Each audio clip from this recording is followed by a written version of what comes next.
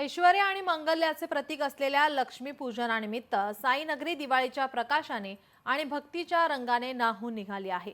या अभूतपूर्व सोहळ्यात साईबाबांच्या तेजोमय मूर्तीवर तब्बल 2,50,00,000 रुपयांचे रत्नजडित सुवर्ण अलंकार चढवण्यात आलेले होते।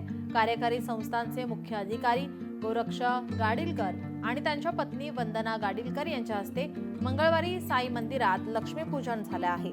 हिरेजडित मुकुट, लाल मखमली शाल आणि पिवळ्या वस्त्रांमध्ये बाबांचे लोभस रूप अधिकच तेजस्वी दिसत होते।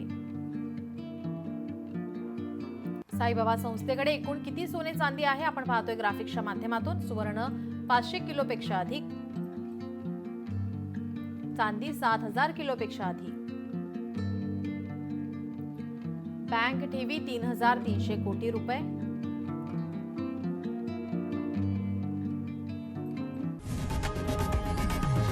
लोकशाही मराठी ऐका, पहा, जागरूक रहा।